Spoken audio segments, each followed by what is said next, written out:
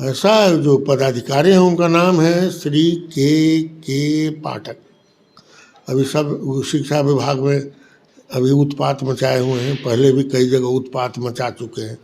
जब वो एसटीओ थे बाढ़ में, पहली नौकरी जब थी, तो हमारे इंटरव्यू में एक है कि राजू बाबू के साथ कैसा उसका ये हुआ।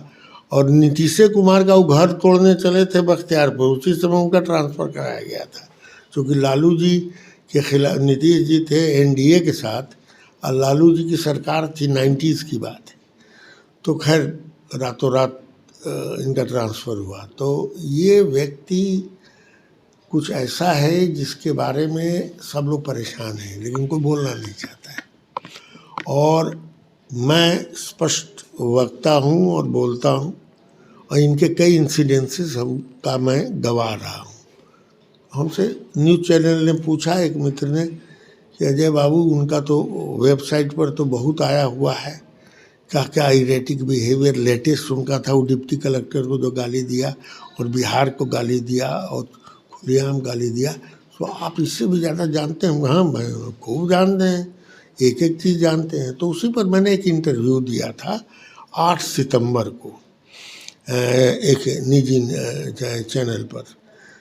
तो वो चैनल बहुत ज़्यादा वायरल हुआ इंटरव्यू। तो आई गई बात, कहते मुझे जो मिलता था वो कहता था आपका इंटरव्यू बड़ा बढ़िया आया है। 25 दिसंबर को क्रिसमस डे पर मैं हॉलीडे पर था अपने परिवार के साथ केरला में। अचानक 10 बजे के करीब एक फ़ोन आया लैंडलाइन से कि हमारे एडिशनल चीफ सेक्रेटरी के पाठक जी आपसे बात करना चाहते हैं। मैंने कहा नहीं, बात करूँगा, अभी मैं परिवार के साथ यहाँ घूम रहा हूँ।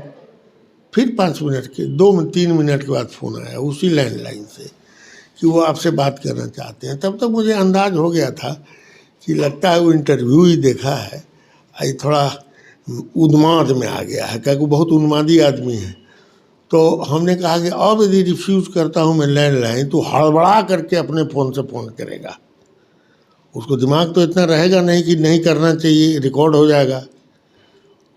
दोबारा ही मैंने रिफ्यूज़ किया और लो एंड बिहोल्ड जो मैंने कहा था वही हुआ। 2 मिनट में इसका फ़ोन आ गया। मैंने देखा कि ये जो है कॉलर आईडी पर के पाठक, मैंने उठा लिया। मैंने कहा हेलो, मैं के पाठक बोल रहा हूँ, वो ऑडियो आप लोग को मैंने दे दिया है। आप डॉक्टर अजय कुमार? मैंने कहा हाँ। इधर आपने कोई स्टेटमेंट दिया है? मैंने हाँ, कुछ दिन पहले दिया था। अब उसके बाद मतलब जिन शब्दों का उसने प्रयोग किया है, 2 ही शब्द जो प्रयोग किया तो मैंने लाइन काट दिया।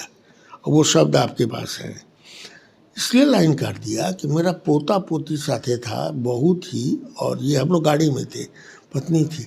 अब वो पोता पोती को तो आइडिया है कि पाठक जी घर स्कूल में जाके बच्चों को सिखाते हैं अच्छी शिक्षा होनी चाहिए, नैतिक आपकी जिम्मेवारी क्या है, आपको बढ़िया आचरण होना चाहिए। और पाठक जी कहा कि इनकी आदत एक है, जब ये गाली देना सुनते करते हैं, आप उनका रिकॉर्ड देखिए, तो रुकते ही नहीं 1-1.5 मिनट, दुनिया की सब चुनिंदा गालियाँ एक साथ देते हैं। हमने कहा जल्दी काटो भाई, तो मैंने काट दिया। अभी कैसे हम बता देंगे चैनल को, आगे आगे देखिए क्या होता है, छोड़ने वाले हम थोड़े हैं। अच्छा सर। अरे भाई, मैं कोई एक, इसने जितना लोगों को सताया है बिहार में, शिक्षा विभाग में अभी सता रहा है, एक्साइज में सताया, हेल्थ में रहा वहाँ सताया, जहाँ भी नौकरी की। एक पत्रकार को गिरिडीह में पीट दिया था, एसडीओ था। उसके बाद इसने एक बेचारा बिजनेसमैन को, जब लघु सिंचाई ये कौन विभाग में था, उसमें पीट दिया उसको अपने चैम्बर में।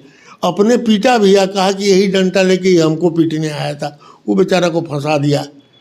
ये सारा कुछ वेबसाइट पर है, मैं कोई ऐसा नहीं बोल रहा हूँ, अपने तरफ से सब लिखा हुआ है, लिखित है, डिप्टी कलेक्टर वाले को दिया। ऐसा ऐसा कितना उदाहरण है इसके इरेटिक बिहेवियर का, कोई मतलब अंदाज ही नहीं है। तो मैं तो अब नहीं छोड़ूंगा मैं। अच्छा, मुझको कहता सरकारी नौकर है, वो समझता है मैंने जीवन में कोई सरकारी नौकरी की ही नहीं। 40 साल से पटना में हूँ, कोई नौकरी नहीं। मैं भारत के आईएमए का राष्ट्रीय अध्यक्ष रहा, यूरोलॉजी सोसाइटी का राष्ट्रीय अध्यक्ष रहा, मैं मेडिकल काउंसिल ऑफ इंडिया का चेयरमैन एडमिनिस्ट्रेशन रहा, नेशनल बोर्ड ऑफ एग्जामिनेशन का चेयरमैन ये रहा, मैं सदस्य रहा, वर्ल्ड मेडिकल एसोसिएशन का मैं काउंसिल मेंबर 14 वर्षों तक रखा। एक ही भारतीय हूँ जो 14 वर्षों तक रहा। तो मैं तो सारी चीज़ें जानता हूँ और समझता हूँ कि ये व्यक्ति ठीक नहीं है और इसके खिलाफ लोग नहीं बोल पाते हैं क्योंकि सब कोई धमकाता है। आप बोलेंगे? बोलता ही रहा हूँ, बोल रहा हूँ, कई चैनल पर बोल चुका हूँ।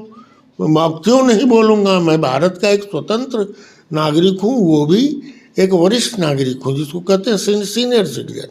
और जितने भी ये शासक वर्ग के लोग हैं, या तो हमारे द्वारा चुने हुए लोग हैं या पब्लिक सर्वेंट हैं, जनता के नौकर हैं, जो जिनको वहाँ दिया गया है कि जनता की सेवा करें।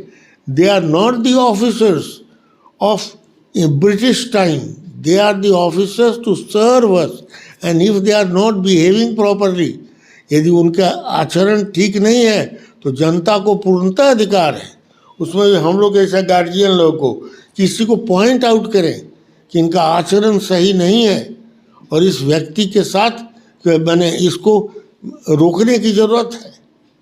अरे ऐसा कोई आचरण होता है जी? जो आदमी हेल्थ विभाग में आया, प्राइमरी स्कूल के टीचर को गरिया रहा है, सेकेंडरी स्कूल गरिया रहा है, और ले भलैया गवर्नर के अधिकार में आता है यूनिवर्सिटी एजुकेशन, गवर्नर को कुछ समझ भी नहीं करता है, वाइस चांसलर को डायरेक्शन देना शुरू किया। He has no right to give direction to the vice chancellor, it is the governor, he can advise to the governor and governor के पीछे पड़ तो कुछ कर सकता है। ऐसे आदमी को पब्लिक में छोड़ना नहीं चाहिए। एक आईएएस अधिकारी का अगर भाषा बिहार में ऐसा होता है, सर बिहार के आईएएस अधिकारी का मवालियों वाली भाषा का प्रयोग कर रहे हैं, कैसे देखते हैं एक आम सिटीजन के नाते? इतना बढ़िया बात तुम बोले हो ना। एक तो बिहारी है नहीं, इसीलिए बिहारियों को भी गाली देता है। ये दूसरी बात है कि इसके पिताजी बिहार सरकार में सचिव रहे थे, लघु सिंचाई विभाग के सचिव से रिटायर किए थे, प्रमोटी थे, जीएस पाठक जी, लेकिन यूपी का रहने वाला है। इसने बिहारियों को जिस गंदी भद्दे ढंग से गालियां निकाली, जब वो डिप्टी कलेक्टर को गाली दे रहा था, तो ये हमारे आत्मसम्मान पर ठेस पहुंचा है। यदि मेरे जैसा व्यक्ति इस व्यक्ति के बारे में नहीं बोलेगा और इस व्यक्ति को जो है रोकने की कोशिश नहीं करेगा तो कौन करेगा? हम डर के रहें क्या समाज में? नहीं, हम लोग नहीं रहेंगे। और ये अनफॉर्चुनेट है कि हमारे काडर में आके इतना उत्पात मचाया है।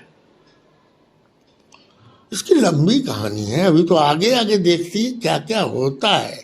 अब तो इसका उधेड़ा जाएगा बहुत कुछ।